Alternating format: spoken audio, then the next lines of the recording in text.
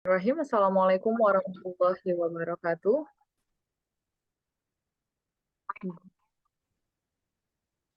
Ya, oke teman-teman, tolong kameranya dibuka ya, bagi yang bisa buka ini. Soalnya nggak nyaman juga kalau kita nggak buka kamera ya. Selamat pagi, good morning everyone. Hari ini kita akan masuk ke sharing session yang pertama di sesi onboarding immersion dalam UMK Universitas Syahwala. So, baik, sebelum kita mulai, untuk memastikan ya kehadiran teman-teman sebelum dan sesudah, tolong dibuka kameranya dulu ya.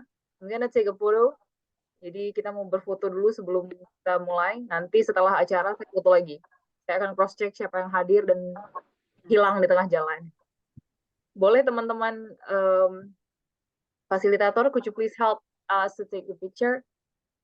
Membantu ambil foto ya. Siapa yang akan ambil foto? Riza mungkin? Oke. Oh iya, bentar aku bantu ya. Ya, kita tunggu teman-teman buka kameranya dulu.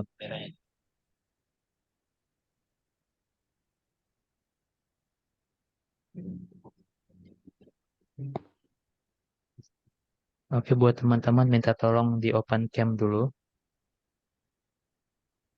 Kita mau Everyone ambil ready? foto. Ya, di depan kamera. Yang kelamaan udah di skip. Oke, kita ambil foto ya. Oke. 1, 2, 3.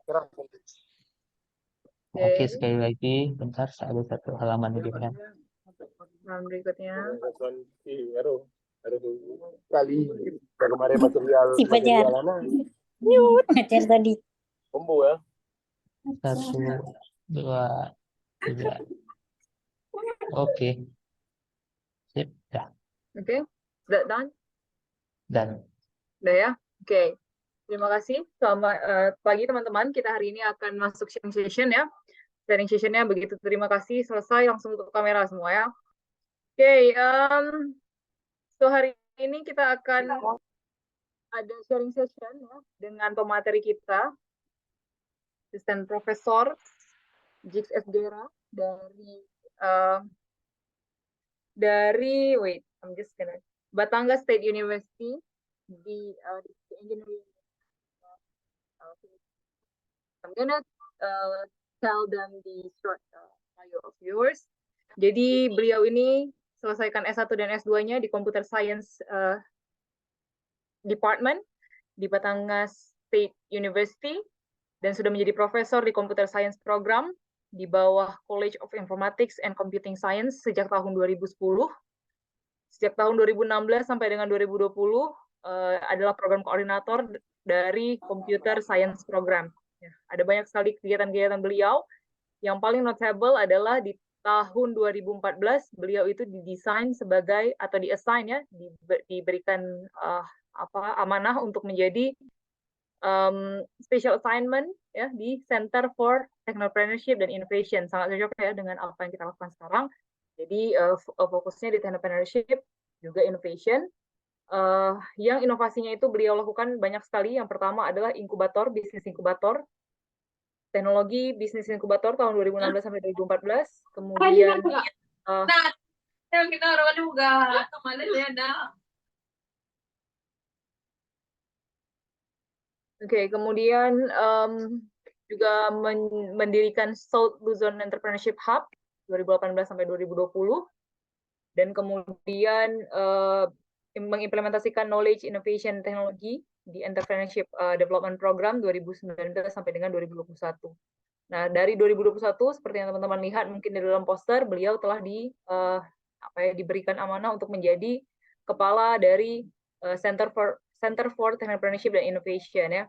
Yang paling notable adalah ya, dan ini adalah kesempatan paling baik untuk teman-teman semua, bahwa beliau ini sudah mementoring lebih dari 100 startups ya. Jadi more than 100 startups it's a notable number ya. Jadi lebih dari 100 dan saya berharap teman-teman semua mendengarkan hari ini ya dengan seksama. Nanti saat beliau sampaikan materi saya akan mentranslatekan untuk beberapa teman-teman yang mungkin agak kesulitan dengan bahasa Inggris. Tapi bahasa Inggris, saya percaya bahasa Inggris teman-teman dari ASEAN biasanya sedikit lebih mudah untuk kita pahami bersama ya.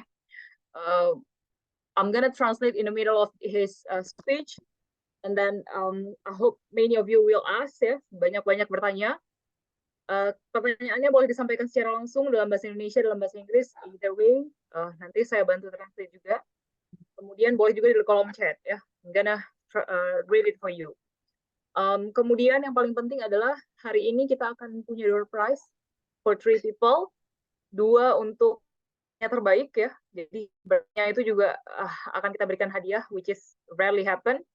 Kemudian satu lagi adalah peserta yang postingannya, story-nya itu paling menarik mengenai kegiatan USK ini. Dan wajib di tag @WMK USK ya. Jadi ini adalah kesempatan teman-teman untuk sharing sebanyak-banyaknya kegiatan UMK di Instagram kalian. Ya, jangan lupa di tag @WMK_USK. So without further ado, tanpa kita berlama-lama lagi, we will ask Mr. Professor Jigs to tell us the material for today. Please, Professor Jigs. Hello, good morning. Good Can you hear morning. me? Hi, Ms. Raihan. Good morning. Good morning. Allow me, am I allowed to share my screen? Yeah, sure. Okay.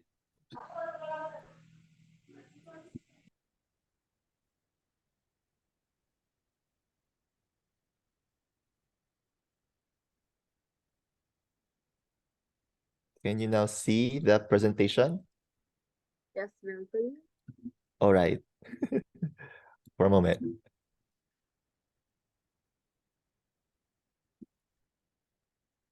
Okay. Thank you, Miss Raihan, for the introduction and for this opportunity to share some of my experiences with mentoring startups here in the Philippines and some of those that I have met from other countries. Thank you so much. This is the first time that I'll be speaking in an international event. So thank you for this opportunity again, Ms. Raihan.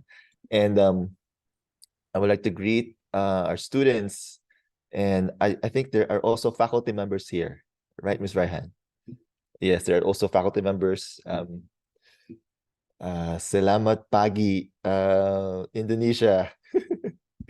And thank you for inviting me on this event. So I'm asked to share with you the global mindset on entrepreneurship. So as we have discussed with Ms. Raihan, this is just some basic mindset that, students, like you, or even those that are very new on the entrepreneurship ecosystem, what kind of mindset do you need to have before you start building your own business? Oke, jadi teman-teman sebenarnya saya menyampaikan bahwa terima kasih sudah di kesempatan ini. Kemudian dia orang mindset ya, terutama mindset untuk teman-teman yang mau membuat bisnis yang baru ya. Sehingga ini sebenarnya mindset yang sederhana, tapi semua orang yang mau punya bisnis itu harus punya ya. Okay. Thank you, Ms. Raihan. So yeah, as mentioned, Ms. Raihan will do some quick translation, as I move on to my presentation. All right, so just a few things about myself first. So you can call me Jigs. Aside from being the head of the Center for Entrepreneurship and Innovation, I'm actually wearing a lot of hats in the university. I'm also the director for Center for Transformative Learning. So this is another office where we teach, or we expose our faculty members on using technology and improving their teaching and learning strategies. Oke, jadi selain beliau adalah kepala dari Center for selain kepala untuk entrepreneurship, beliau juga adalah kepala dari transformative learning. Jadi gimana supaya para faculty member ya atau dosen, mahasiswa semuanya itu belajar melalui teknologi. Yes. And then concurrently, I'm also the head of the Center for Entrepreneurship and Innovation, as mentioned by Ms. Raihan. And I have two projects, ongoing projects here in the Philippines. One is the Innovation Consortium of South Luzon, or ICON South Luzon, wherein we're trying to build or establish a consortium of all the startup enablers here in our region. Ya, selain itu beliau juga punya dua project ya. Yang pertama adalah Innovation Consortium, jadi bagaimana mengumpulkan teman-teman di South Luzon di area itu untuk sama-sama punya teman sharing untuk membangun startup. Yes, and then the other project that I'm also leading is the linking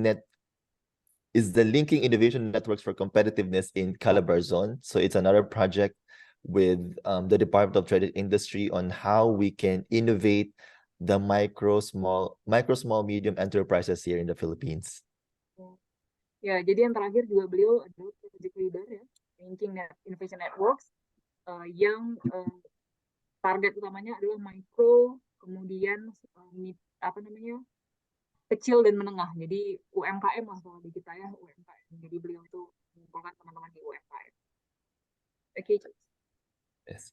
So, but what we'll be focusing on today is the Office of the Center for Entrepreneurship and Innovation and how we are actually teaching the entrepreneurial mindset with our students. So just a brief background about our center. So we are a university-based technology business incubator. So we are a TBI in Batangas State University. We are technology agnostic. There is no specific technology that we will be incubating for as long as it is technology enabled. And most of our startups come from the Calabar Zone region. So it's a region south of Manila in the Philippines. And mostly of our startups are in the early stage startups. So they're just in the ideation stage also. No prototypes yet. So we're trying to help them build their prototypes and help them create a pitch deck so that they can pitch their ideas to potential investors or grant providers. Just like us, it's critically the same. Oh, Jadi, yes. Yang beliau sampaikan adalah university tempat beliau mengajar ya, Backstage CTI itu adalah university yang based dari teknologi, jadi inkubator ya, di mana UMKM student yang punya idea, yang punya semangat untuk membangun bisnis, nah itu akan dibantu sama university atau center for Entrepreneurship and Innovation ini untuk kemudian membangun prototipenya, kemudian untuk juga mencari membuat pitch deck ya. Jadi teman-teman nanti akan belajar gitu gimana cara bikin pitch deck. Yang paling penting adalah semua startup itu based dari teknologi apapun bentuk teknologinya, dan itu semua dilakukan di regionnya itu di Calabar Zone, di daerah pinggiran Manila. Okay. Okay, so our vision actually is CTI, changing lives through innovation. So for every startups that are applying to our incubation program, we're actually looking for how they are changing the lives of our communities, of their target communities. So we're also looking at how they are answering or addressing the Sustainable Development Goals of the United Nations Development Program. Okay, jadi motonya itu adalah gimana cara mengubah kehidupan dari inovasi. Jadi semua startup yang gabung ke Center CTI ini adalah semua startup yang fokus untuk menyelesaikan masalah-masalah yang ada di masyarakat dengan inovasi ya. Kurang lebih sama ya dengan apa yang kita lakukan. Okay.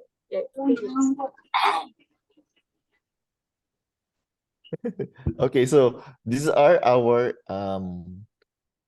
services that we provide here in the university. So it's also anchored with CTI, collaboration, entrepreneurship, and incubation. So under collaboration, we work with various government agencies, industries, corporations, other technology-based incubators in providing knowledge, training, awareness, mentorship, and also funding to our startups.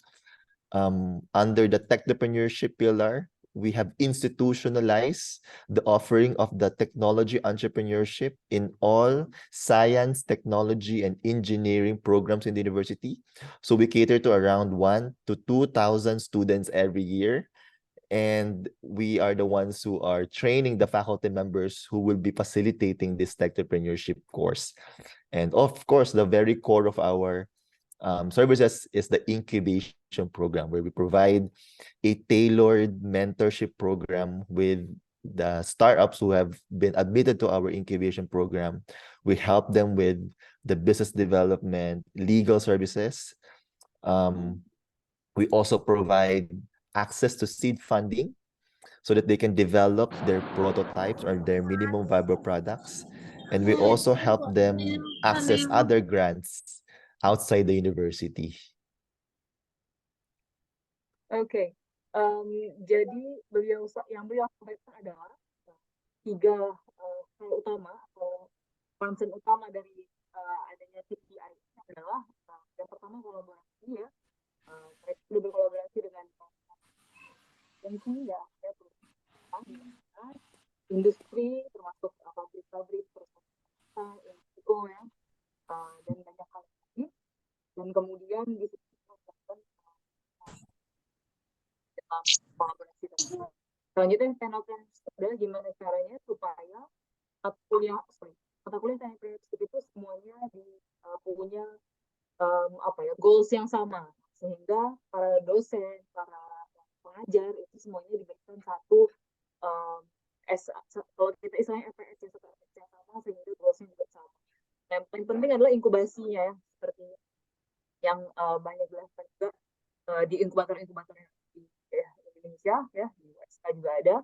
Nah, inkubator itu fungsinya adalah gimana cara membangun bisnis, kemudian ada servisnya, legalnya ya. Jadi kalau kita di USK juga ada cara produknya haki, kemudian CV dan lain sebagainya. Dan yang paling penting adalah akses untuk pendanaan ya, SIP tadi, access to funding. Jadi kalau nggak ada pendanaan ya agak susah juga, tapi mereka juga membantu untuk adanya pendanaan. Oke, Jix. Thank you. So also as part of the being part of the incubation program and the technology-based incubator, I was able to travel here in Asia and in America to see how are they facilitating technology entrepreneurship, and how are they developing their ecosystem, and how are they running their incubation program. So sometime in 2018, I went to Thailand to also see the startup ecosystem there. I was part of the faculty exchange program. And then we went to Singapore. Singapore is actually one of the most progressive in terms of startup development. They're one in the global startup index or global innovation index. They're one of the top 10 actually in the world. So if you're looking for a very good startup ecosystem here in Asia, I think Singapore is the one of the countries that you need to visit to see how they're doing in the startup development. Also in 2018, we visited the United States, some of the universities in the United States. We went to University of California, Berkeley, Stanford University, University of Santa Clara, Pennsylvania State University. Berdarah langsung kasih es krim. And also some of the accelerators and incubators also in the US, like Launchbox in Pennsylvania, and of course probably one of the most popular, Plug and Play, which is also has a lot of headquarters or satellite offices here in Asia. And then in sometime 2019, we went to Malaysia also to see their startup ecosystem there. We were part of the ASEAN Virtual Incubation Program. So that's me and my boss, Sir Albert back then. And then the most recent travel would be in Kunming in Shanghai, China. That's where I met Miss Raihan. We were part of a cohort that visited a lot of the science and tech parks in China, and also been able to meet a lot of the startup enablers and startup founders also from different parts of the Southeast Asia. Oke. Jadi karena beliau bergabung di dalam entrepreneurship tadi ya, beliau punya kesempatan untuk keliling dunia ke banyak tempat, ke Asia, ke US, bahkan ke China. Nah, jadi beberapa yang paling notable adalah saat beliau ke Singapura ya. Singapura itu memang kalau teman-teman nanti cari habis ini ya, di Singapura itu adalah negara dengan ekosistem startup paling baik ya, mungkin nomor 10 di dunia. Nah, banyak sekali startup yang ada di Singapura itu yang memang notable pada akhirnya gitu. Jadi kalau teman-teman punya kesempatan nanti saran dari Profesor Jigs adalah kalau punya kesempatan dan mau explore, mau nyoba startups, karena paling dekat tetangga kita Singapura, you can come, boleh datang ke Singapura gitu ya. Kemudian beliau juga sempat ke US, ke Pennsylvania, ke banyak university yang ada di sana ya. Dan itu semua memang tempat surganya startup ya. Kalau teman-teman tertarik mungkin bisa melihat betapa startup di di daerah US itu sangat-sangat terkenal. Kemudian beliau juga bagian dari ASEAN Virtual Incubation Program di Malaysia ya, saat itu beliau berangkat ke sana.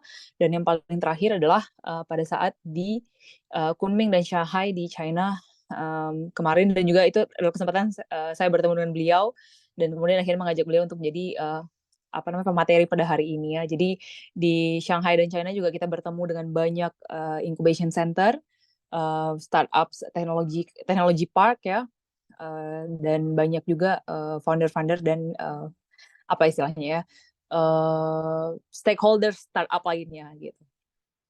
Oke, Jigs. Thank you, Ms. Raihan. That's all right. So, having visited many startup ecosystems in Asia and some part of the America, I'd like to share with you some of the things that I've learned and see from the incubators, from the accelerators, and some of the founders that I've met also during the study visit. I'd like to share with you 7 of the 7 global mindsets that I have learned from those visits, okay?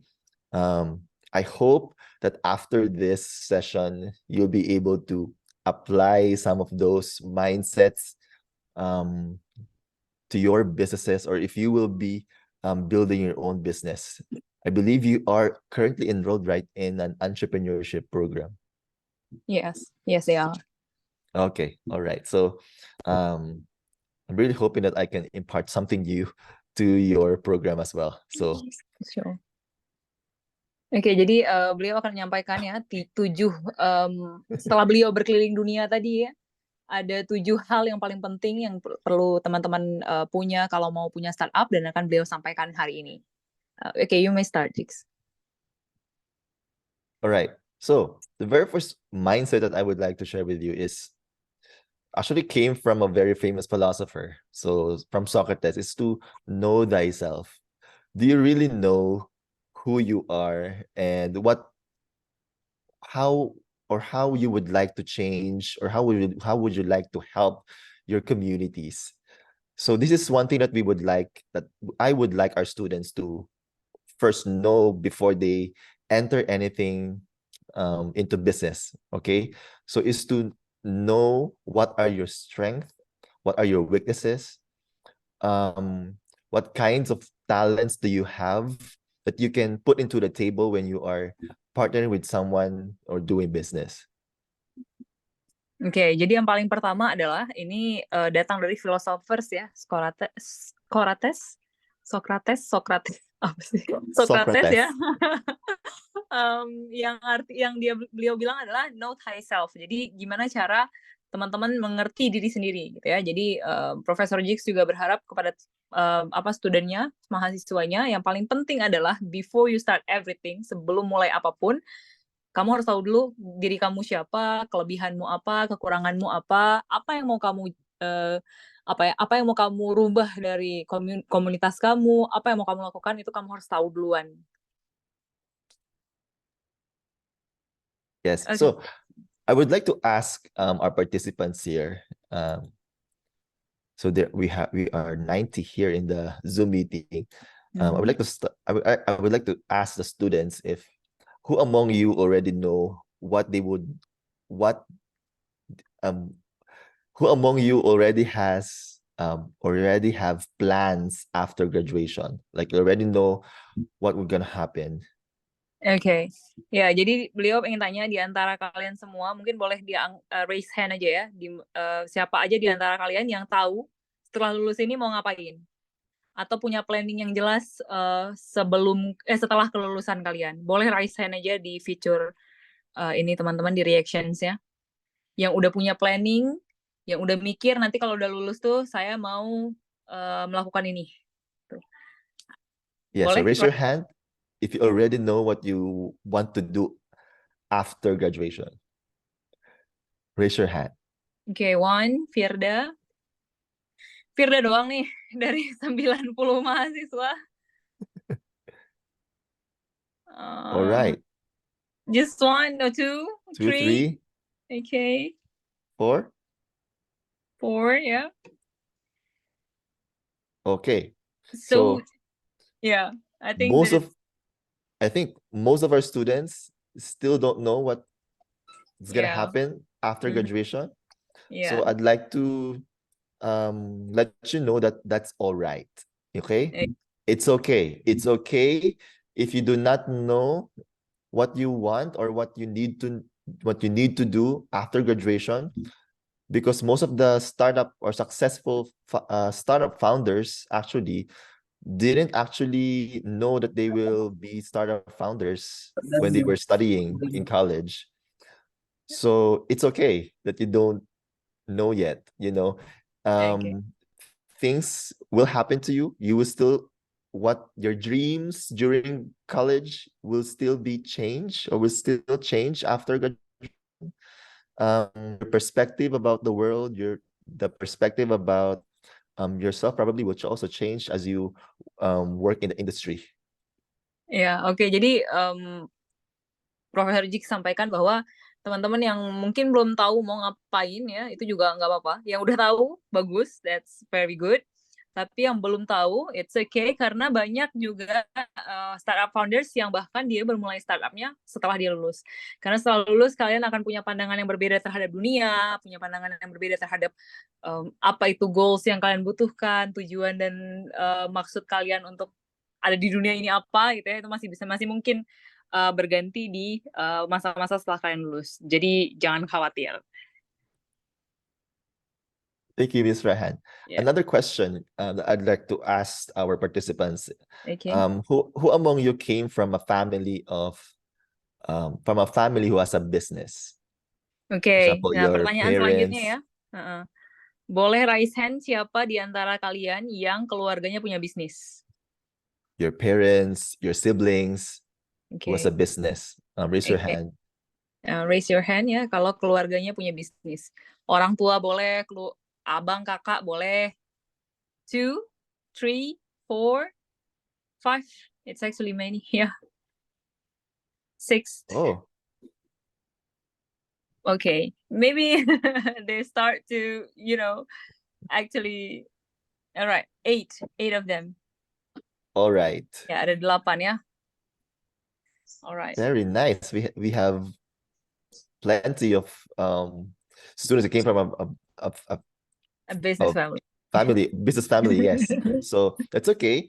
But also but most of us here didn't come from families with businesses, right? Yeah.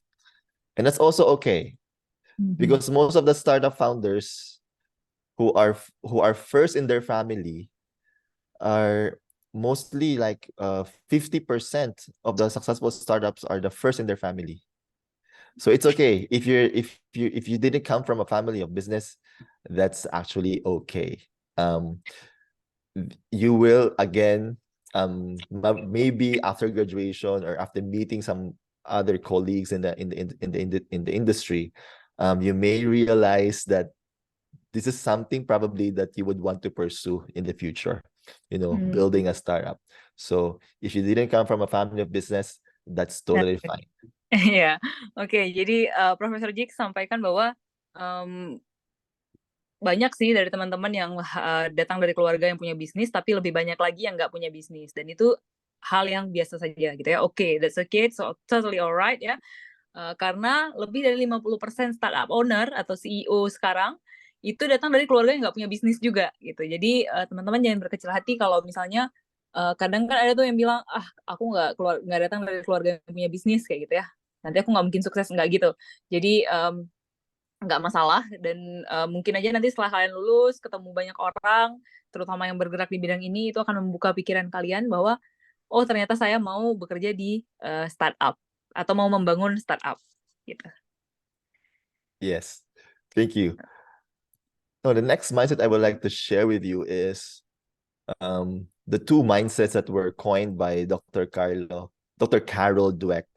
Who among you have heard of the fixed mindset or growth mindset? Oke, ya. Siapa di antara teman-teman yang pernah dengar fixed mindset atau growth mindset?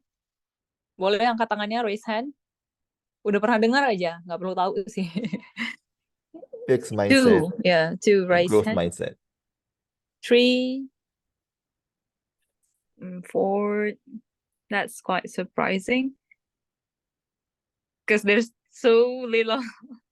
5, 6, only 6. Okay. Yeah. So some of you have already probably heard of this on a previous webinars that you've attended, but Yeah. maybe I would like to iterate this. This is something that most entrepreneurs would want to also look into. That we want to inculcate with our students that they need to have, or even if they're not going to be entrepreneurs, we want them to have a growth mindset over a fixed mindset. Wait, I would like to change this. Okay, so I'd like to iterate that every student, even if you're not going to build a startup or a business, you need to have a growth mindset. So what's the difference between a fixed mindset and a growth mindset? Okay, jadi so maybe before you explain further, jadi sebenarnya secara umum ya, mindset itu ada dua, disampaikan oleh Carol Dweck, fixed mindset dan growth mindset. Nah, teman-teman mungkin pernah dengar di webinar-webinar sebelumnya atau seminar-seminar sebelumnya, apa itu fixed mindset, apa itu growth mindset. Nah, Profesor Jix akan mengelaborasikannya. Nah, tapi yang paling penting adalah walaupun teman-teman nanti tidak mau jadi seorang entrepreneur, tidak mau membangun bisnis, teman-teman juga harus punya growth mindset ya daripada fixed mindset. Nah, apa itu perbedaannya? Beliau akan jelaskan sekarang. Oke, Jix. Thank you, Ms. Raihan. So, fixed-minded people often avoid challenges. They don't want problems in their lives. So they avoid any challenge at all. So they just want to feel always relaxed. But for growth-minded people, they embrace the challenges. They actually want and sometimes looking for challenges in their lives. So this is something that I want to share with most of our students, that it's okay, that you need to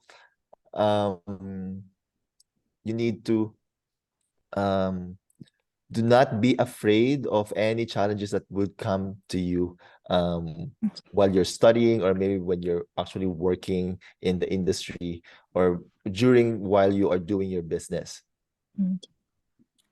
This is actually related also to the next mindset, which is about the obstacles that fixed-minded people often give up so easily when they had a problem or a setback. But growth-minded people understand that these setbacks will provide them with lessons that they can actually apply to other things in their business.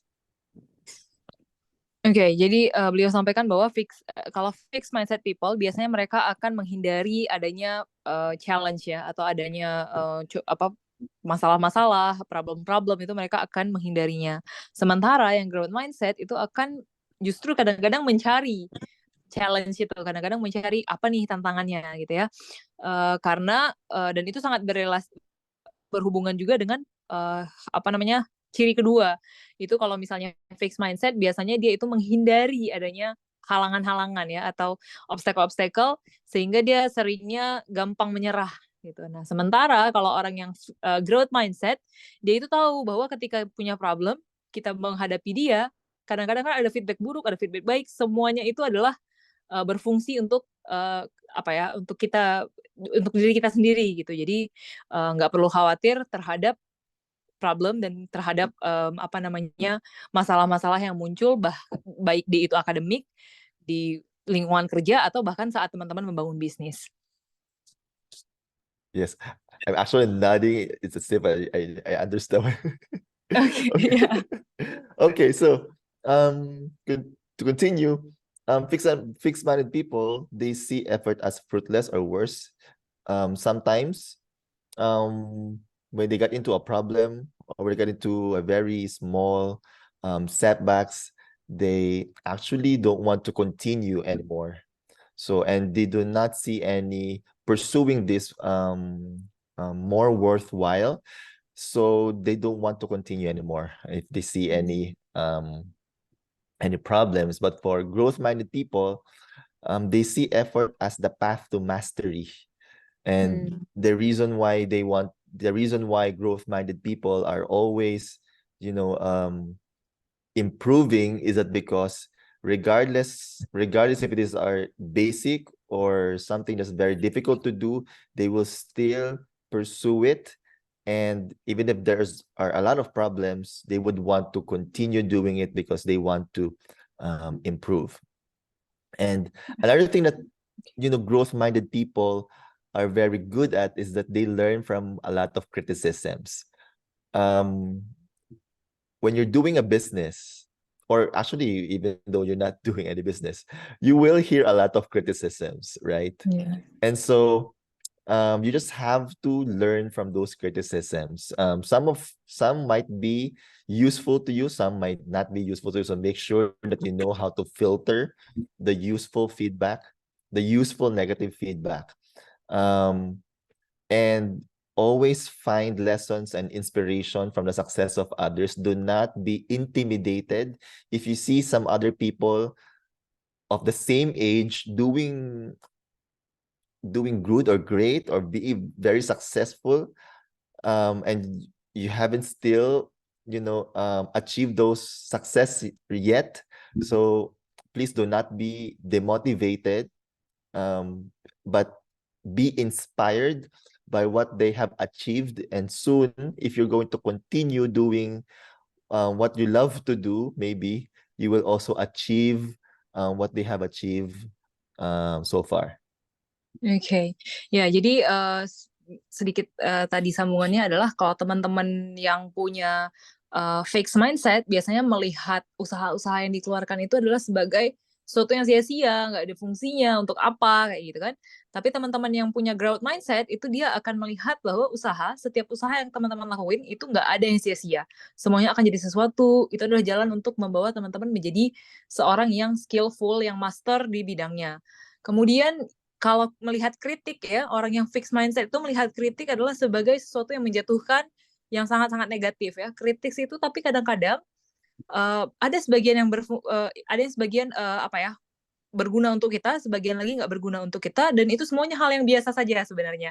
Nah, jadi teman-teman yang punya growth mindset itu dia akan melihat kritik sebagai jalan untuk membangun dirinya, di mana dia bisa memperbaiki, di mana dia bisa menyesuaikan dengan kondisi, karena tidak semua kritik itu buruk gitu ya.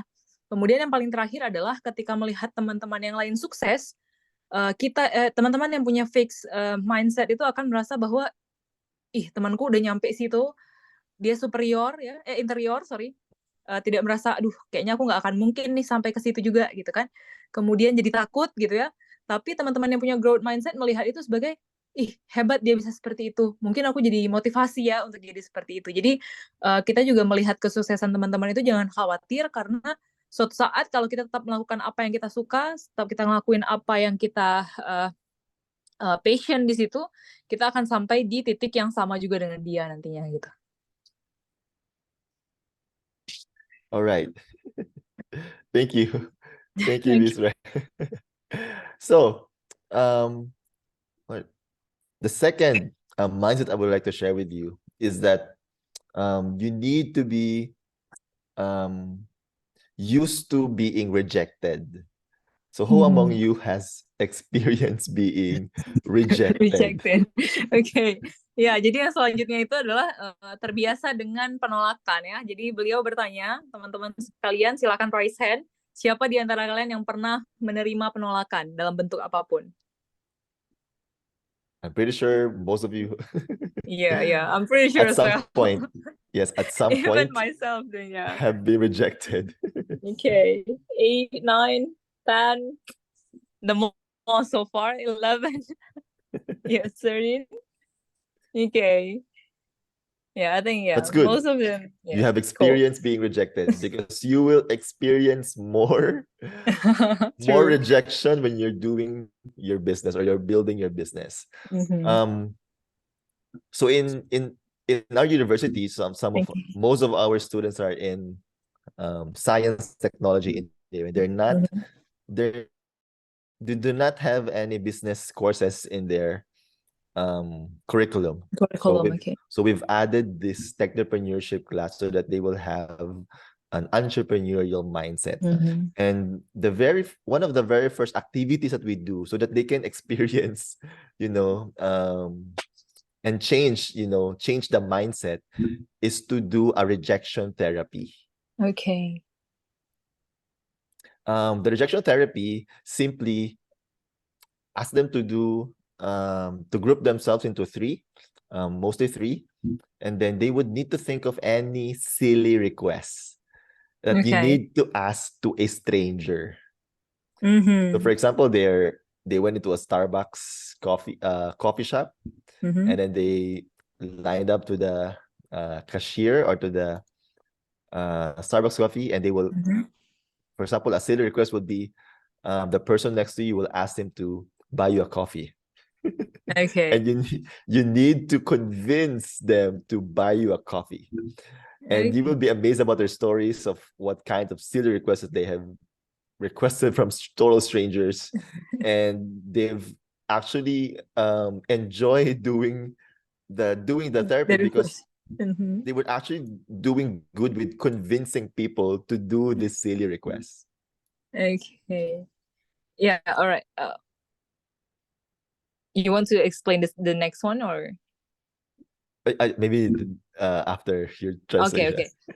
Jadi teman-teman sekalian ya, Profesor Jix yakin bahwa teman-teman semua udah merasakan tadi gimana rasanya ditolak gitu ya. Nah, tapi di universitas beliau ini ada sebuah konsep yang cukup menarik ya.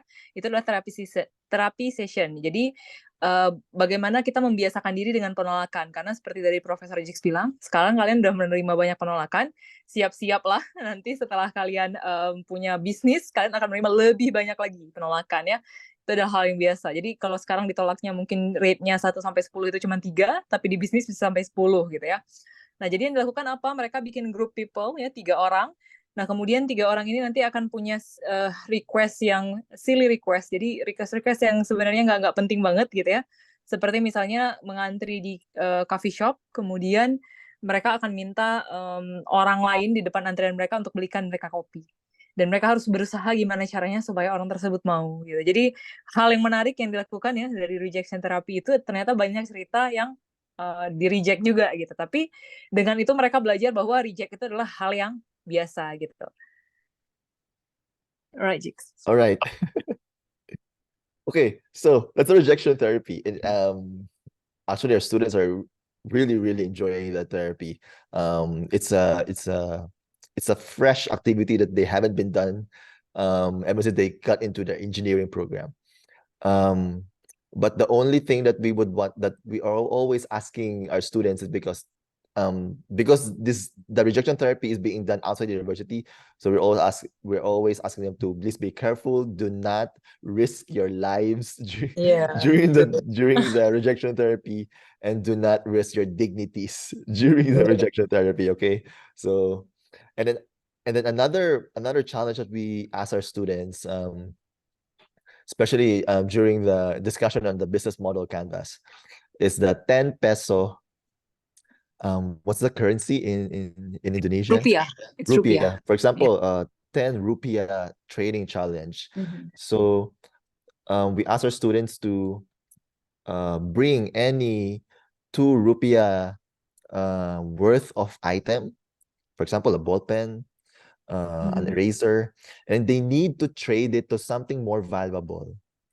And they need to make and they need to trade that, again, that item that they traded with their 10 rupiah item to another item that is more valuable. And we ask our students to do that 3 times, and you will be we are always in shock on what kinds of items they will bring into the class. That they will bring in television sets, they bring in Wow. perfumes. Some of Okay. them actually some of them have brought in some food in the Okay. in the class. And we're not only it's not just a rejection therapy, but it's also the students are also learning how to communicate the value of the item that they would want to trade in, that they are Okay. trading. Yeah. And they're also learning how to prospect Okay. the customers, the target victims for this Yeah. trading. There was this one very inspiring story from a group of students that came from the class after the trading. So there's actually a nearby market in the university, and they stumbled upon into this man who are selling rice. Okay. Rice. Yes, rice. So they're selling rice. So it's a rice vendor, and they actually traded, their first item into a couple of pieces of fried fish. Oh no, not fried, dried fish. Right fish. I don't know, Okay. I don't know what's the translation for it in Indonesia, but they happened to traded their 10 peso item into some pieces of dried fish. And then they met this man, rice vendor, and then they were asking the rice vendor if they can trade the dried fish with a couple of kilos of Okay. rice, because they wanna eat after, because they're living in a boarding house. The students Okay. are living in a boarding, so they wanted some rice for themselves for dinner. So they were looking for trading the dried fish with a few kilos of rice. But the rice vendor said that I cannot trade my rice with your dried fish because my wife doesn't like dried fish. Okay. So it actually, the students realized that if they really wanted to trade with this man, they need to trade something that that he can share with his wife. Okay. So that was sometime February, almost Valentine's Day. And so they were able to trade their dried fish with some pieces of flowers. Okay. And they asked now the rice vendor to trade the bouquet of flowers with a couple of kilos of rice. And Rice. they Okay. told the rice vendor, okay, since it's almost Valentine's Day, you can give this to your wife as a Valentine gift. And they were able to succeed trading that bouquet of flowers to a couple of kilos of rice. So the students didn't just had experience rejection, but they will also learn how to understand who the customers are, and what Yes, probably they they would want. they Yeah. would want, and what is Right. more valuable to their customers. And the students also learned how to pivot, Yeah. change the product so that the customers would It's want that product. ya, true.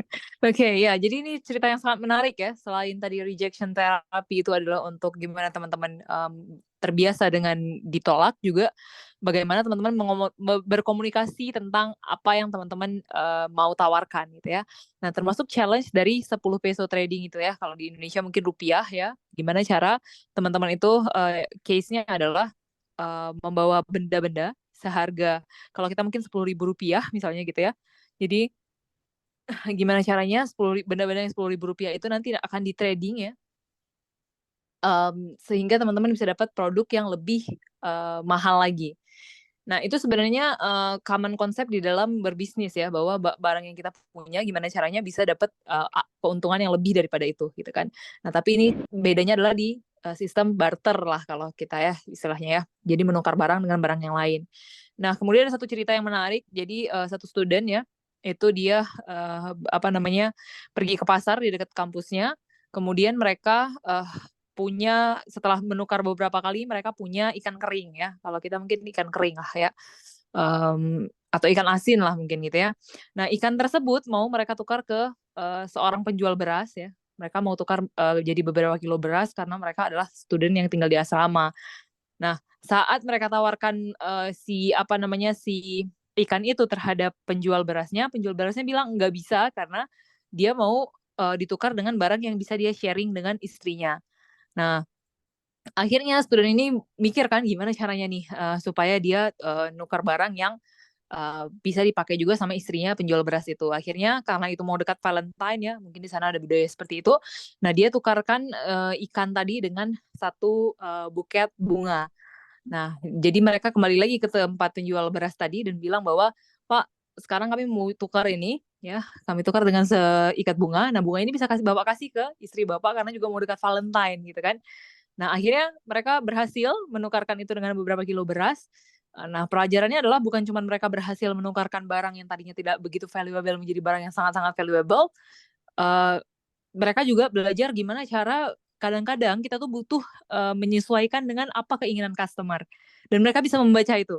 Jadi membaca keinginan customer itu juga satu hal, dan kemudian menyesuaikannya ya. Jadi mereka berhasil menukarkan barang dengan sesuai kebutuhannya si customer tadi, sehingga mereka bisa mendapatkan keuntungan seperti apa yang mereka inginkan gitu. Jadi belajarnya itu juga bukan cuma belajar gimana ditolak, tapi gimana berkomunikasi dan gimana cara menilai value-nya sebuah barang gitu ya. Juga gimana cara kita menyesuaikan keinginan customer tadi. Alright, Jess. Okay. So those are some of the activities that we do also in our class, and also that students in our engineering program can also experience how to be an entrepreneur.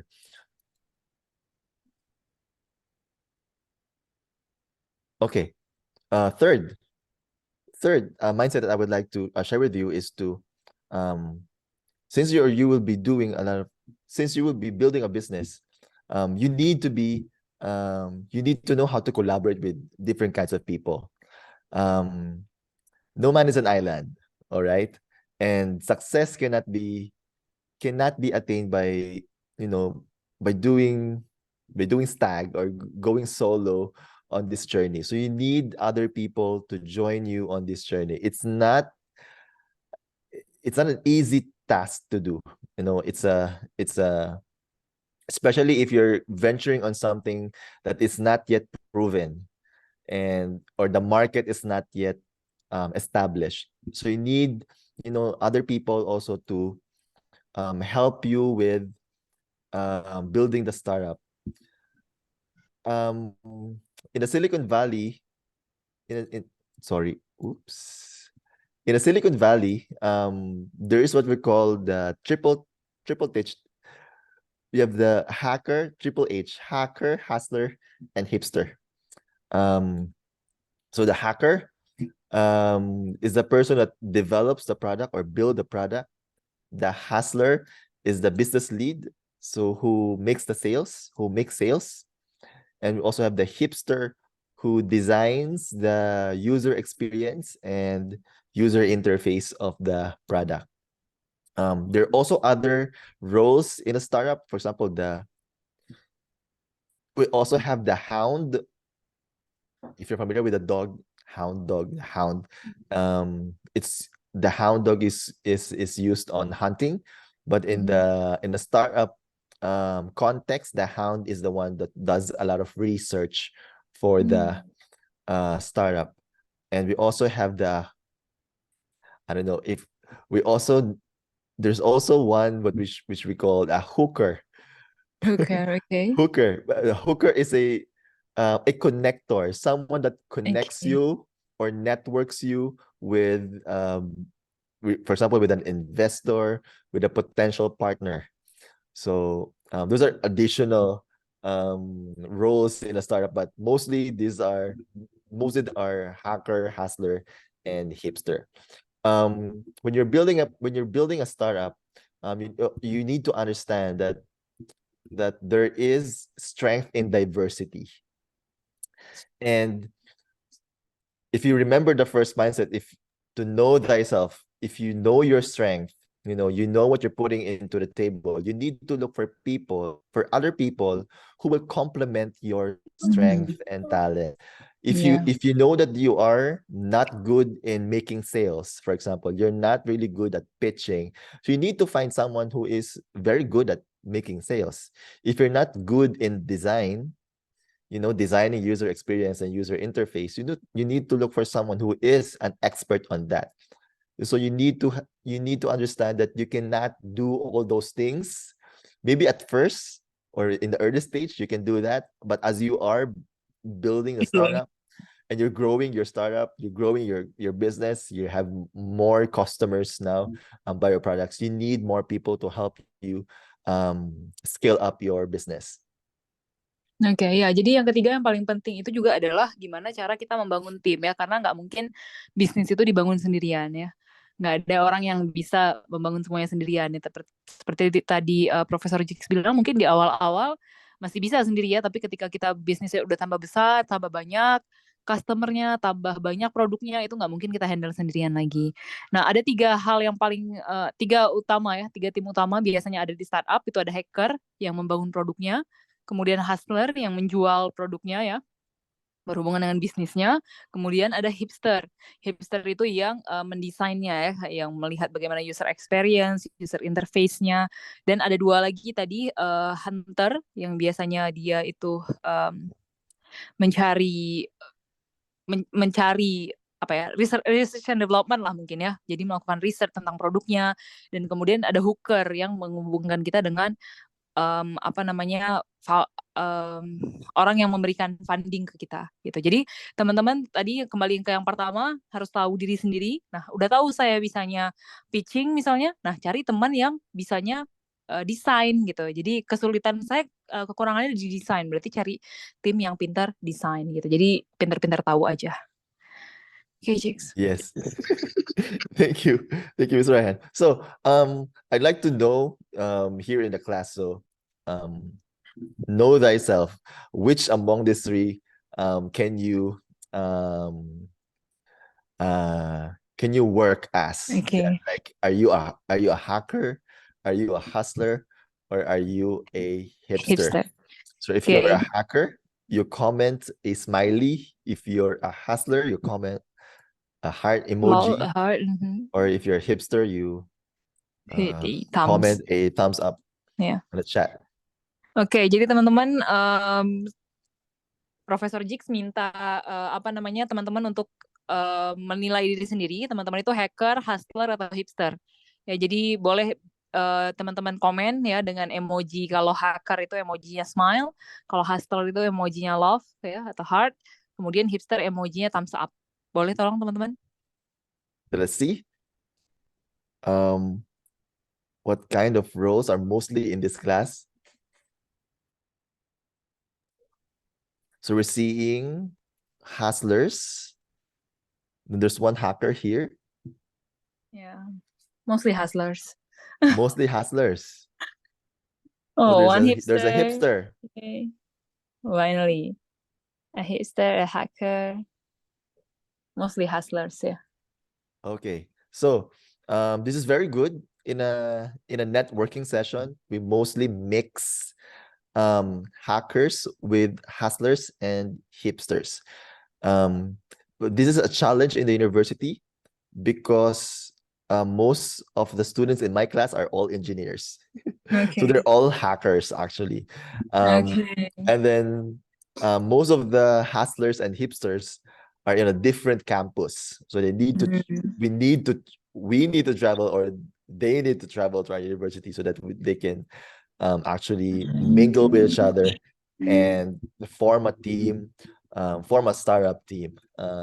But it's always it's a challenge, but it's the output of most of our mixers are very successful. Ya, jadi beliau bilang bahwa banyak student beliau itu rata-rata engineering ya, engineer gitu kan. Jadi kebanyakan yang ada di apa namanya student beliau itu adalah hacker. Jadi kalau mau nyari hustler atau hipster itu justru harus nyari ke kampus yang lain. Jadi agak sedikit sulit gitu ya. Okay, yes. I think we have another 10 minutes to wrap up the session. Is that okay for you? Okay, so sorry. Yeah, that's fine. Okay. So I'm just going to be quick. Okay. Okay. Next we have empathize. So the fourth one is you need to, before you start any business or before you start any idea, you would need to empathize first with your customers. If one of our students asks us or tell us that we want to solve a problem of farmers, so we tell them to go to the farm and spend time with the farmers and try to experience what they are currently experiencing. Sorry. Yeah, okay, you can keep going. Next is number 5 is sorry. Okay, I thought you were stopping because of the noises. Oke, yang keempat ya, itu adalah empati. Jadi yang paling penting untuk membuat sebuah bisnis menjadi startup owner adalah gimana cara kita punya empati, rasa empati terhadap lingkungan di sekitar kita. Karena yang paling penting adalah ketika membangun bisnis, tujuannya tetap harus untuk orang-orang di sekitar kita. Jadi kalau mau jadi membangun startup di bidang pertanian, coba dulu lihat gimana petani-petani itu hidup gitu, gimana mereka bertani, gimana mereka menyelesaikan produk-produknya, memproduksi produknya gitu ya. Alright. Okay. Next is in the ideation stage, where you're thinking now of ideas after you have done your empathy and learning or having experience what your customers are experiencing. You also need to understand that great ideas do not come from someone's head alone. It's actually an output of your social interaction. So if you want to create great ideas, you need to mingle with different experts and you need to brainstorm with other people so that you can all share and help each other on thinking of a very good idea. Oke, jadi yang kelima tadi, setelah kita punya empati, kemudian kita belajar bereksperience langsung ya, merasakan langsung gimana ininya, yang paling penting adalah punya good ideas. Nah, good ideas itu biasanya nggak datang cuma dari satu orang aja. Makanya jadi teman-teman itu sangat disarankan ya, terutama juga bagian dari seperti yang disampaikan kemarin dari onboarding ini adalah untuk sharing. Jadi bertemu dengan sebanyak-banyaknya expert, bertemu dengan sebanyak-banyaknya orang yang memahami bidang itu, kemudian diskusikan, bisa nggak ideku ini seperti ini? Mungkin nggak idenya seperti ini. Jadi kalau nggak didiskusikan, ide kalian itu bisa dijamin nggak bagus gitu. Tapi ketika sudah didiskusikan, sudah ada masukan dari expert, sudah ada tinjauan dari pengalaman-pengalaman yang lain, itu idenya akan jadi ide yang bagus. Jadi nanti teman-teman diminta untuk memanfaatkan waktunya ya saat bisa sharing dengan business owner yang teman-teman sekarang lagi lakukan. Alright, Jigs. Thank you. Second to the last, yeah. Second to the last is the the minimum viable product. If you're now developing your product, after you have done your ideation, you need to also understand if you are targeting to create or develop a car, you do not need to create a car. Actually, you just need to you just need to think of a minimum viable product that can only bring that value, or whatever value that you are trying to create, or value proposition you're trying to create for your customers. So if you're just trying to make a solution for your customers to be transported from one place to another place, maybe your minimum viable product is a skateboard, and then maybe what's this? Or Scooter. maybe a scooter. Yeah. And then after that, you can improve your product and then maybe create a bicycle. Now you have two wheels. You can now put a basket there, put some items there. And then maybe if you want to go further or faster, you can now provide a motorcycle. And then having maybe improve your product, you can now create a car. But you do not, if you can see, you're already providing value to your customers here at the very first product release, and you're actually making your customers more happy or happier as you are providing more improvements to your product, as compared to this one who is currently waiting for the actual product to be created. You are not providing value to your customers. So Yeah. think of a minimum viable product that you can quickly release to your customers. Oke, jadi apa namanya, yang stage selanjutnya yang paling penting adalah minimum viable products ya. Jadi teman-teman juga ini nanti di akhir dari program WMK ini akan diminta untuk membuat ini MVP ya. Nah, jadi MVP itu adalah kalau teman-teman pengen dicontohin ya, teman-teman pengen bikin mobil, itu sebenarnya cara minimum viable products-nya itu bukan ban mobilnya ya, bukan di gambar yang di atas itu. Jadi bukan bangun dari ban mobil sampai akhirnya jadi mobil gitu ya. Itu terlalu lama customer kita dibikin tidak senang sampai akhirnya jadi senang. Nah, tapi yang paling penting adalah teman-teman kan goals-nya tadi mau membangun sebuah pengen punya atau pengen menciptakan produk yang bisa membuat orang berpindah dari satu tempat ke tempat yang lain. Nah, jadi minimum banget adalah gimana caranya supaya orang bisa pindah. Nah, gimana caranya orang bisa pindah itu yang paling penting kalau di dalam gambar ini digambarkan adalah skateboard. Jadi ya kan minimum banget orangnya berpindah nih. Baru nanti ditambahkan fungsinya bisa dengan dengan skuter. Kemudian ditambahkan lagi fungsinya bisa ditaruh keranjang dengan sepeda. Terus bisa lebih cepat, bisa lebih banyak juga barang yang ditaruh di belakangnya dengan motor sampai akhirnya dengan mobil gitu. Jadi step by step. Jadi ketika membangun produk itu bukan saya mau goals-nya nih mobil, bangun dari part kecilnya dulu, bukan gitu. Tapi mau goals-nya itu apa mobil? Apa sih tujuan utamanya? Bikin orang berpindah. Berarti minimum viable produknya adalah gimana caranya orang bisa berpindah gitu ya. Jadi bikin produk yang minimum banget fungsinya itu bisa dipakai sama customer langsung. Alright, Jigs. Thank you, Ms. Raihan. So, to allow our students to understand that mindset, so we actually have this marshmallow challenge. I don't know if you've done this, Ms. Raihan, with your class, but it's a very good mind setting activity with your students, that we ask our students to, we give them some materials like a marshmallow, And pasta, is that? 20 pieces of pasta, Okay. or spaghetti sticks, 1 yard of tape, 1 yard of string, and they would need to create or build the tallest possible marshmallow tower, and they need to put the marshmallow at the top. Okay. What's very interesting here is they're all always going to build the highest possible at that moment, and they're not putting the marshmallow until the very last few minutes in class.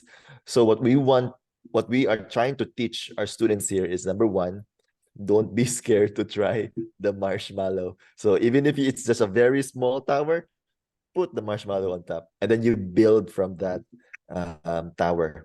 Okay. Don't go for the home run.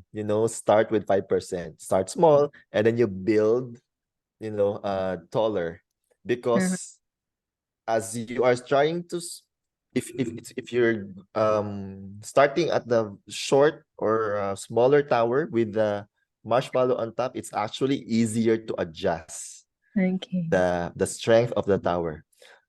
So these are some of the activities that we do in class. Iya. Jadi aktivitas yang dilakukan di sini adalah teman-teman diminta bangun untuk diminta untuk membangun marshmallow tower ya. Jadi dikasih marshmallow, kemudian 20 stick pasta ya atau spaghetti stick tadi itu. Kemudian ada tape sepanjang 1 meter sama tali ya atau ya untuk mengikat lah untuk pengikatnya. Nah, jadi mereka diminta untuk membangun paling tinggi gedung atau tower marshmallow yang paling tinggi.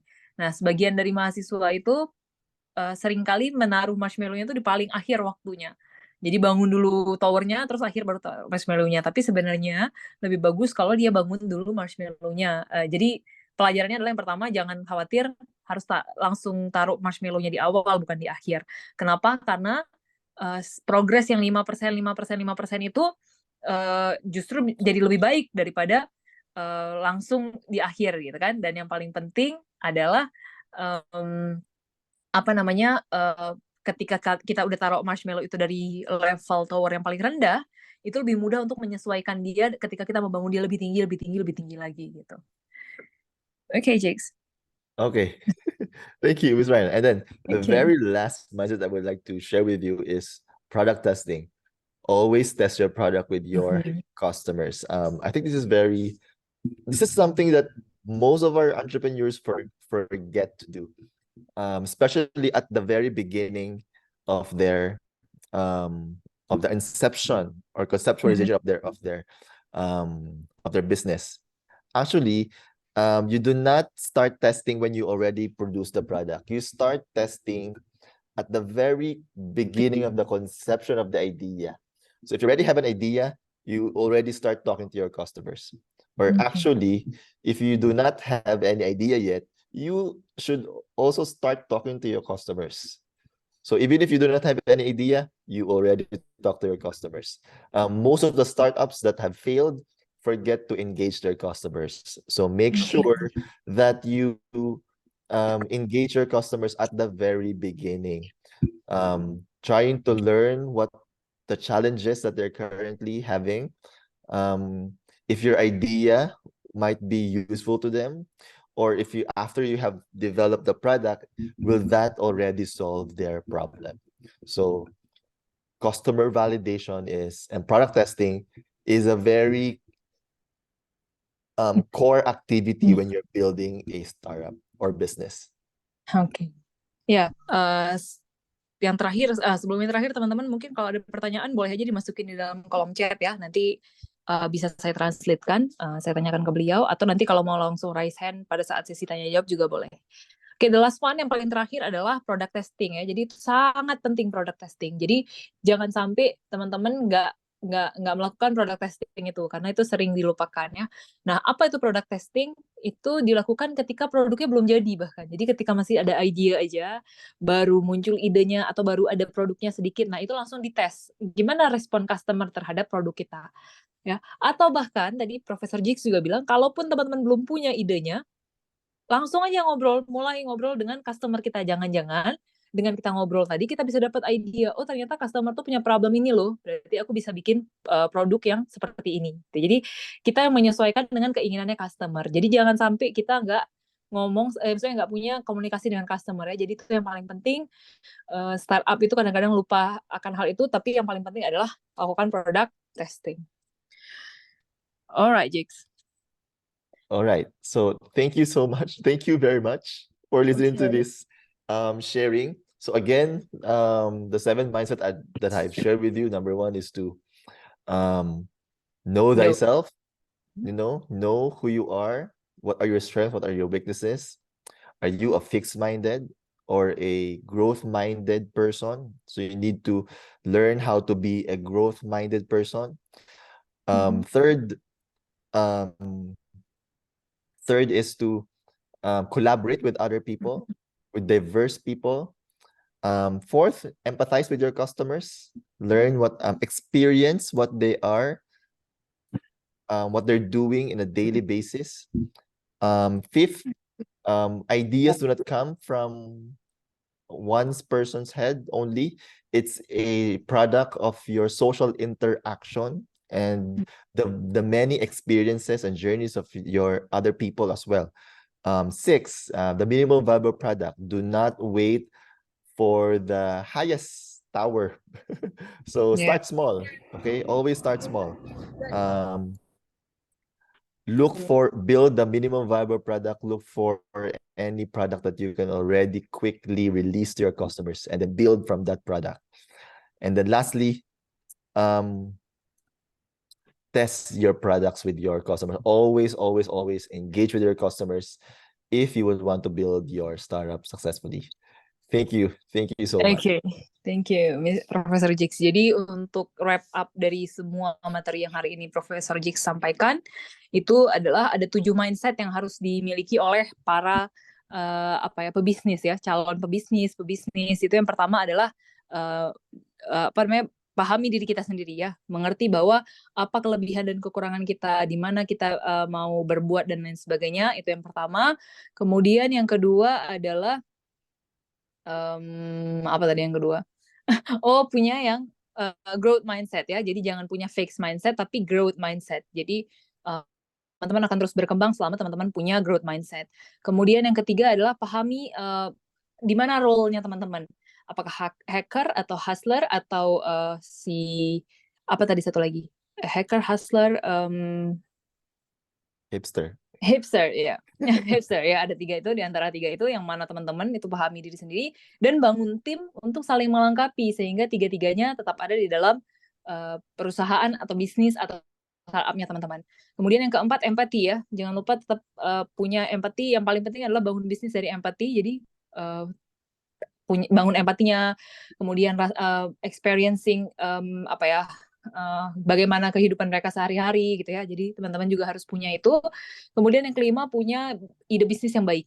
Yang itu semuanya adalah hasil dari sosial interaksi kita. Jadi interaksi kita terhadap sosial itu bagaimana, itu nanti tergambarkan dengan ide yang kita keluarkan. Kemudian yang keenam adalah punya minimum viable product ya. Jadi buat produk seminimum mungkin ada fungsinya dan secepatnya rilis ke customer ya, secepatnya kasih tahu ke customer produk kita tuh udah ada ini. Nah, gimana tanggapannya kita tunggu. Nah, itu adalah termasuk ke langkah yang ketujuh ya, product testing. Jadi kita sekaligus melihat gimana responnya dari si customer itu terhadap produk-produk yang kita buat. Gitu. Okay, that wraps up the sessions. Thank you, Ms. Ryan. Yeah, I feel like I've been in a marathon. It's quite timing. Yeah, that's all right. That's fine. Okay. Now after the presentation sessions, we will open the question and answer sessions. For you, I will either let the students to ask the questions themselves, or I will translate it for you. Oke, jadi teman-teman sekarang adalah sesinya tanya jawab ya. Teman-teman yang punya pertanyaan silahkan tanya di kolom chat ya. Kemudian nanti boleh saya translatekan atau bisa tanya langsung dalam bahasa Indonesia atau bahasa Inggris. Either ways, oke? Nanti saya bantu. Oke, Xiaomi, udah ada yang tunjuk tangan? Boleh Xiaomi? Ya, silahkan Xiaomi. Dibuka dulu mikrofonnya. Oke. So, Ketutup lagi nih Xiaomi. Oke, ya silakan. okay, before good morning, Mr. Jake. It's a honor for me to meet you, and nice to meet you. Let me introduce myself first. My name is Xiaomi. I'm student at Kuala University. Right now in the 5th semester. So I have a question now. Which one will you choose if you have to develop some business alone or with your partner? Because based on my experience, it's too hard to control other than yourself. Because before that, Mr. Rehan will say like you need a partner if you want to develop some business, right? So that's why I mean, based on my business, it's too hard to control other than yourself. So if you have that based on your experience, you can sharing to me how to control some people other than yourself. Okay. Thank you so much. Okay. So, I think the question is about how do you manage the talents in your Yes. In your in your business, startup or in your business? Yes. Okay. Oh, Okay, before you answer, I just gonna quickly translate the questions, okay? Jadi Okay. teman-teman, pertanyaan Xiaomi tadi adalah gimana caranya kalau kita punya tim ya, kontrol timnya itu gimana gitu? Karena menurut Xiaomi selama ini dia kerja sendirinya susah gitu ya, apalagi punya teman-teman yang lain. Nah, jadi Profesor Jix akan sharing gimana caranya untuk manage the team. Okay. Okay. So the very first thing that you need to do is first you need to set what are your roles, and you need to understand that you need to set the roles for each of the people in your or the roles of your partners and the other members of the team. So you need to make sure that they all understand what they need to do and what they are contributing to the startup, because it's going to be difficult for you to manage what are the tasks that they're doing, activities that they're doing, and if they are hitting the targets, if they do not understand their roles in the in their business or in their startup. Number two, you need to check whether there are any duplicates or redundant tasks that your team is doing. You need to have skills in project management to make sure that you have how to delegate tasks and monitor if they are delegate task, assign key performance indicators for each activities, and monitor if they are able to hit those targets. For me, it's just a matter of communication with your team. So if you are communicating what they need to do, and if you have an open communication with your team, if there are any challenges that they are experiencing, I don't think you will have any problems with your team. Oke.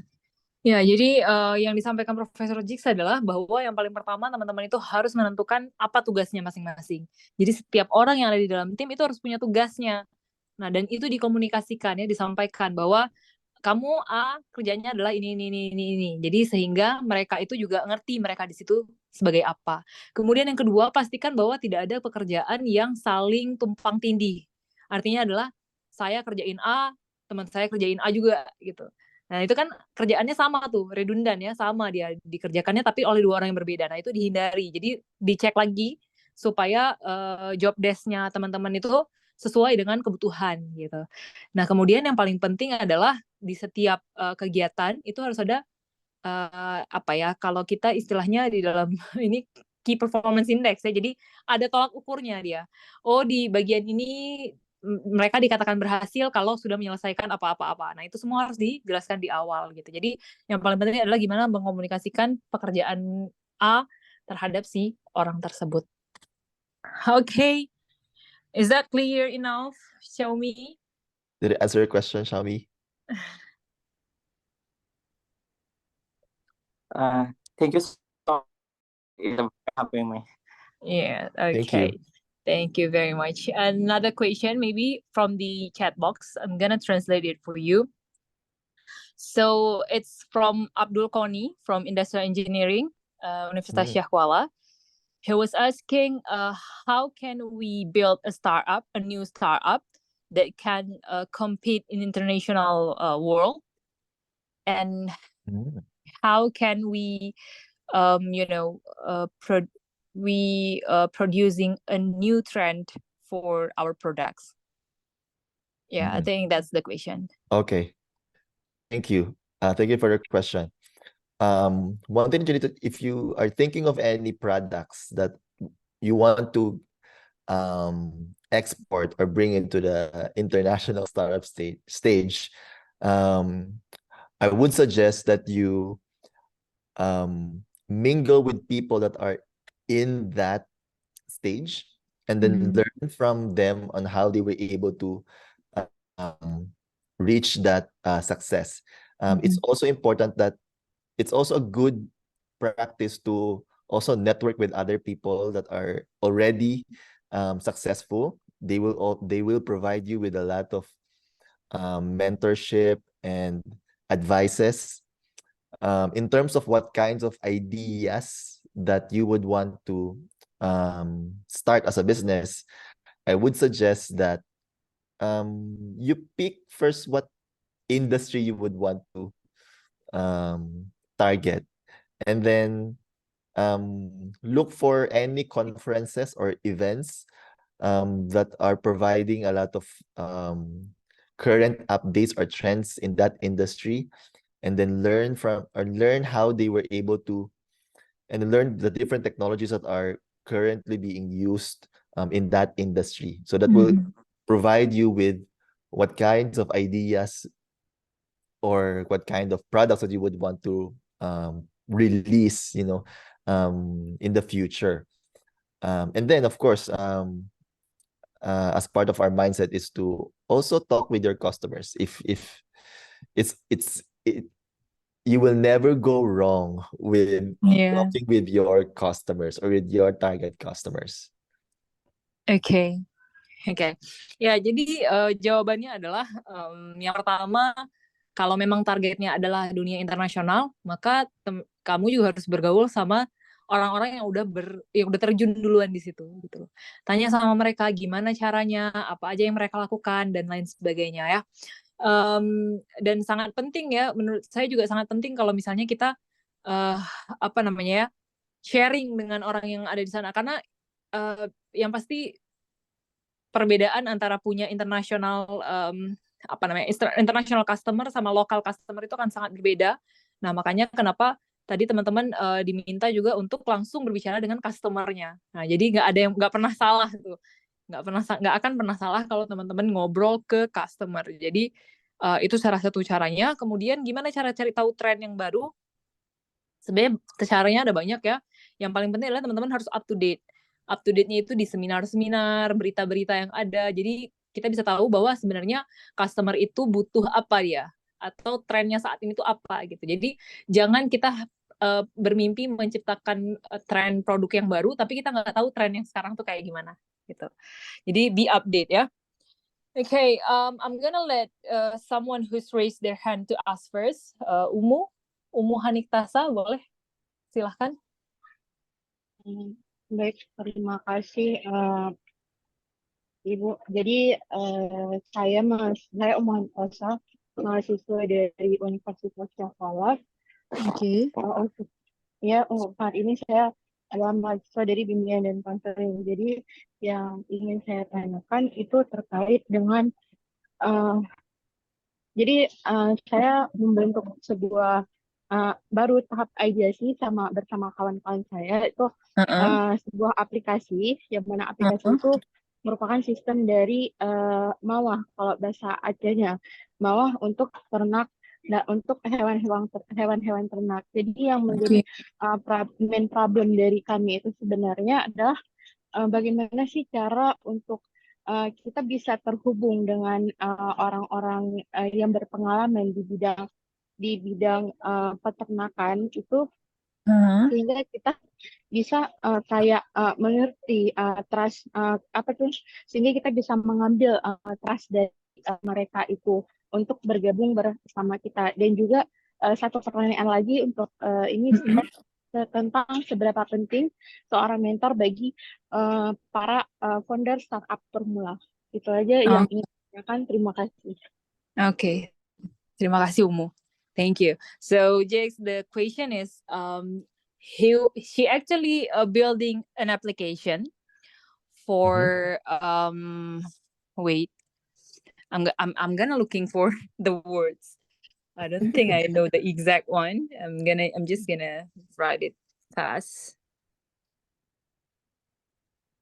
A farm, okay, a farming products. So she and her team developing an application to sell. I think it's to sell untuk penjualan hewan ternak ya, ya. No, bukan untuk dia penitipan hewan ternak, tetapi kami penitipan. hanya sistem pihak ketiga kayak seperti Gojek itu. Sure. Yeah. Okay.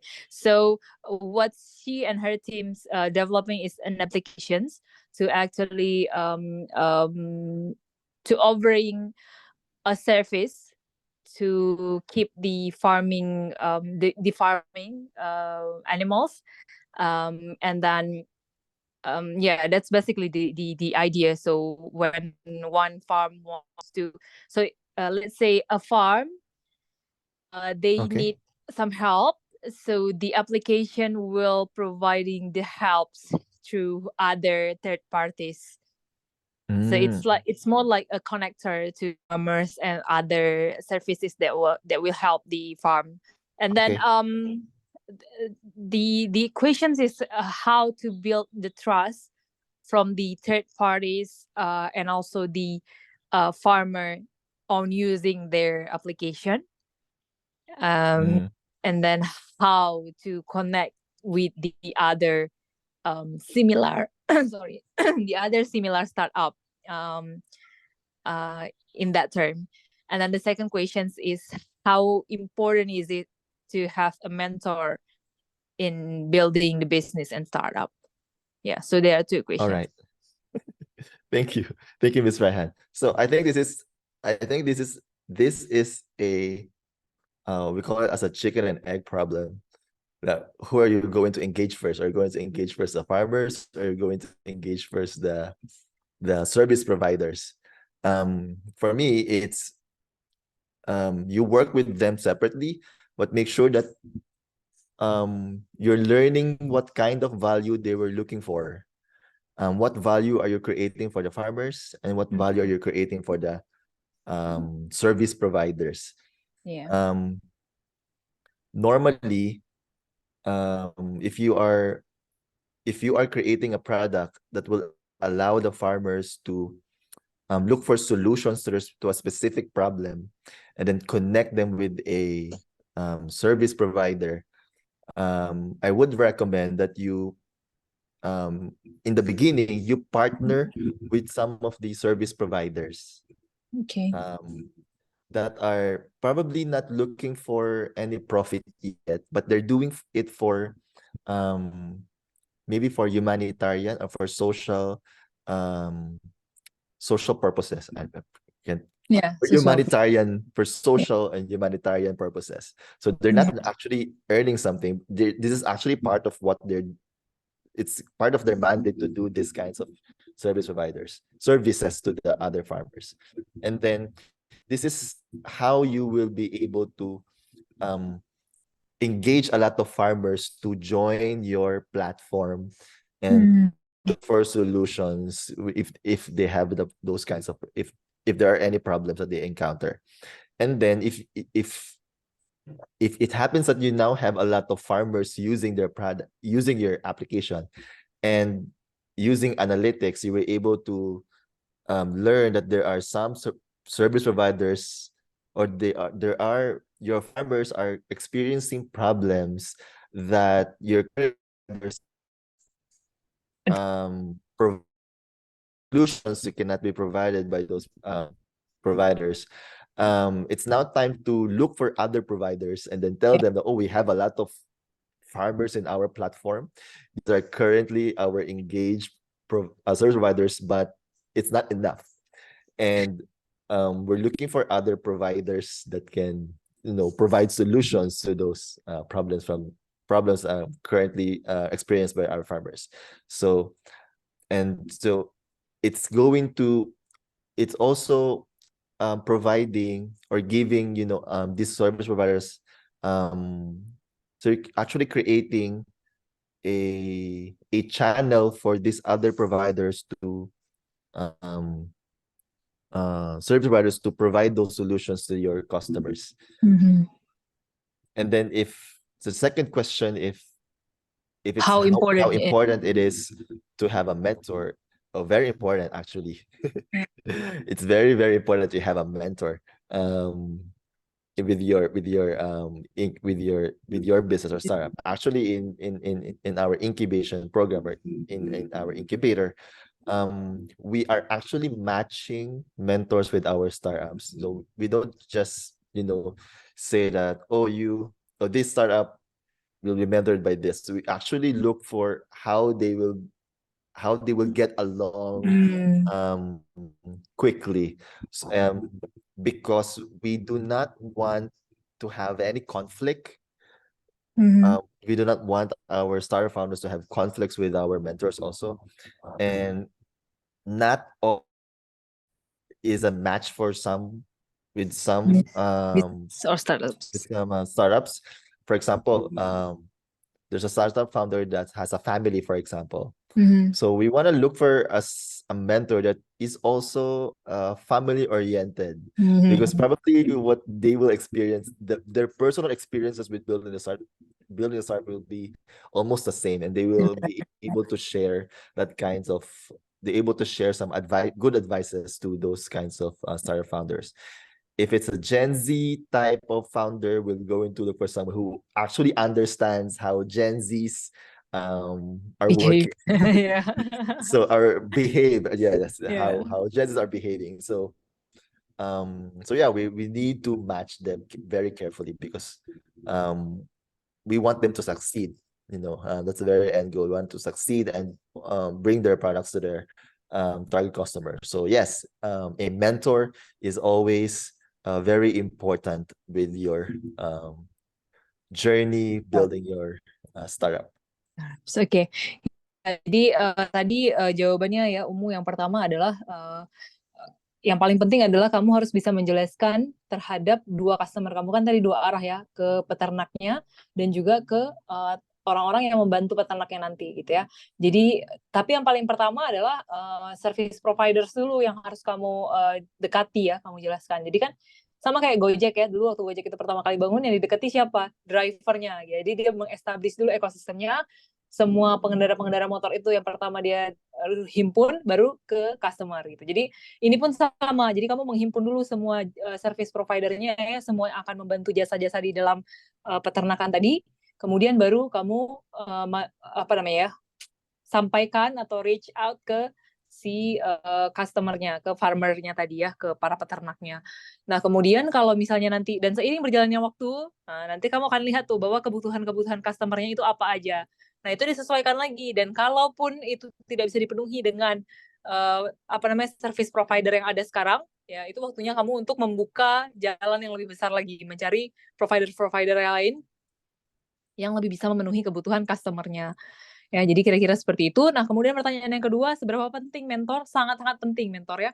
Jadi mentor itu tempat berkeluh kesah, bercerita, sharing, diskusi, semuanya itu sama mentor. Nah, itu juga yang dilakukan di inkubasinya milik Profesor Jigs. Jadi semua startup itu ada mentornya, dan ketika kita partnerkan mereka, ya itu juga diseleksi dengan dengan sangat hati-hati. Artinya nggak mungkin kita memasangkan antara mentor dan startup itu dengan orang-orang yang tidak sesuai visi dan misinya, tidak sesuai kriteria dan karakter dan kesehariannya gitu ya. Okay, Jax, I'm gonna read another questions. So I think this is I think we should limit the questions, because obviously we cannot answer all of the questions. So the third question is how to build a business digitally if there is a restriction by the government in some of the applications. So here in Indonesia right now, there's some restriction on selling products on TikTok shop. So how do we actually manage to still selling the products with that limitations? And also, yeah, I think that's the questions. That's the whole idea. Okay, so there are some products that you would like to sell in a digital platform, but you have restrictions, right? Restrictions in using TikTok platform. Yeah. Okay. The restrictions come from the government. Yeah. From the government. Oh, that's very difficult. Because if True. the government said that There's nothing we can do. there's nothing we can do. But okay, so I believe there are some countries and even states in the US that has restrictions on using TikTok. And we're losing a lot of market opportunity because TikTok has a lot of users actually. And TikTok has a lot of users, and I would suggest if you can look for other local, if there are any local digital provider in Indonesia that can also provide that kind of platform or features. I think Facebook has one. Instagram also has one. Yeah. Unfortunately, I think TikTok has the largest user that buys now. So it's actually kind of difficult going around with a policy, government policy. But yes, I would suggest that to look for other platforms. YouTube, Instagram, Facebook are also good platforms selling digital or products in the digital economy. If you also have if you have financial resources, you can also build your own e-commerce site, but that will require a lot of financial resources. Yeah, okay. Yeah. Jadi it's actually in Indonesia there's some of the marketplace as well, like Shopee and Tokopedia and everything. Ya, jadi saran Profesor Jix adalah cari alternatif yang lain ya. Jadi ya kalau udah peraturan pemerintah, there's no other way. Jadi nggak ada jalan lain ya, kita harus patuh ya, namanya kita warga negara gitu kan. Nah, tapi cari alternatif yang lain, boleh jualan di YouTube, Instagram, Facebook, di WhatsApp juga sekarang ada WhatsApp Business, terus juga bisa di marketplace ya, ada banyak marketplace di Indonesia, Shopee, Tokopedia, Lazada, Bukalapak, ada segala macam ya, jadi dimanfaatkan aja itu semua. Okay, I think I'm gonna go to the last two questions. This is actually a very good question, I think. So the first question is, after you are traveling around the world and meet so many startups, what is the things that usually makes a startup fail? That's the first questions. And then the second one is, if we actually experiencing that failure, how can we motivate ourselves to build another business, to actually come back again and start doing another business, or maybe the same business in the different in a different approach. Yeah, so that's the last two questions. Thank you. Okay, so I think I already shared this in the material.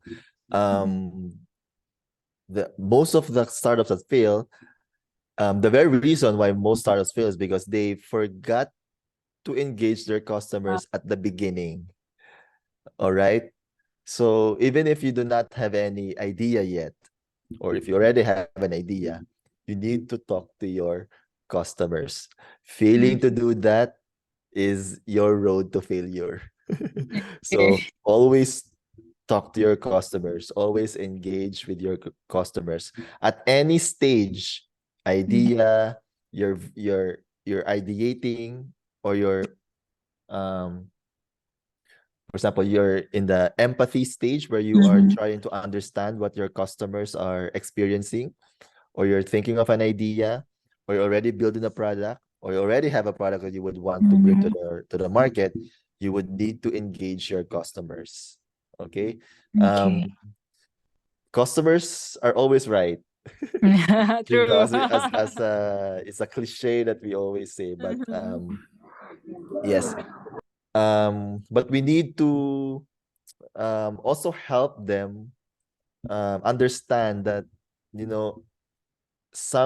maybe some of the some of the solutions for their problems may not be feasible at the moment.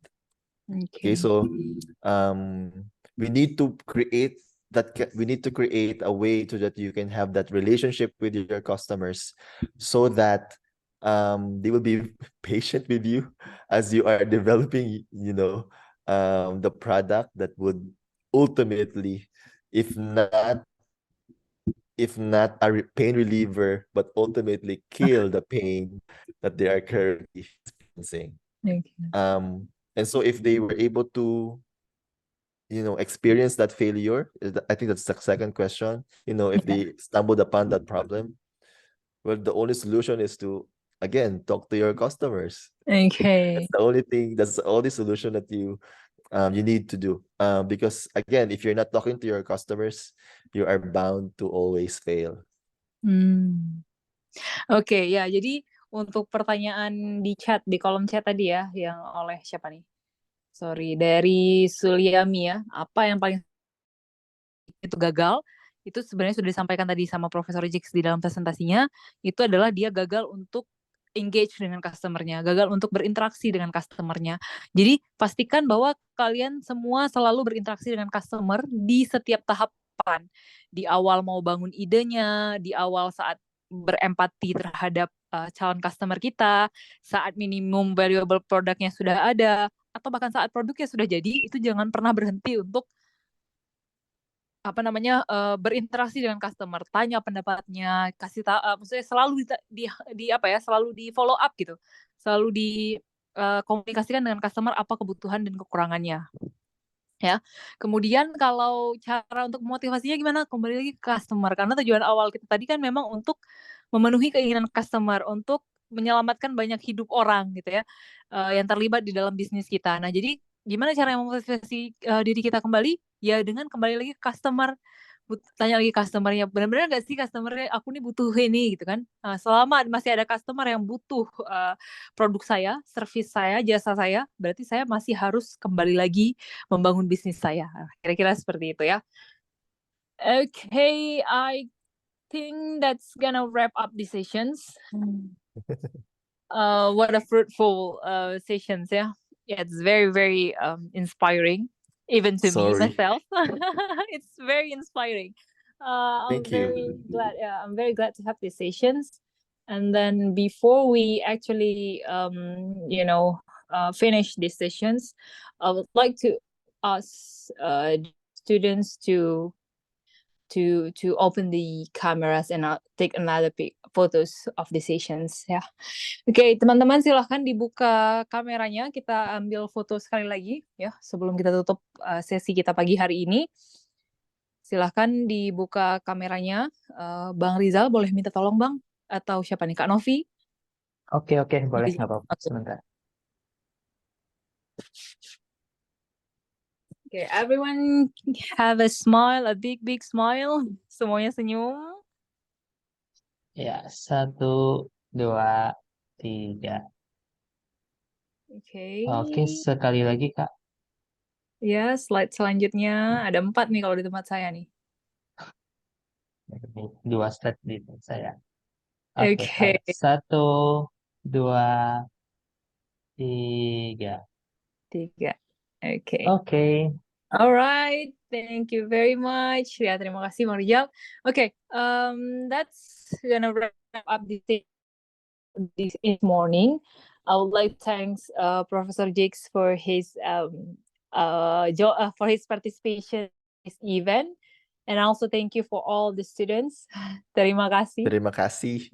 Terima kasih. Salamat Marami, is that or Maraming Salamat? Maraming salamat. Maraming salamat. Oke, maraming salamat. Terima kasih banyak ya teman-teman sekalian sudah bergabung dengan kita pagi ini. Terima kasih Profesor Jix, terima kasih semuanya. Dan akan kita tutup sharing session pagi ini ya. Jangan lupa isi absen. Terima kasih semuanya. Saya mohon maaf. Assalamualaikum warahmatullahi wabarakatuh. Thank you and goodbye. Thank you everyone. Safe. Thank you, Prof. Thank you. You're welcome. Salam. Yeah, thank you. Assalamualaikum.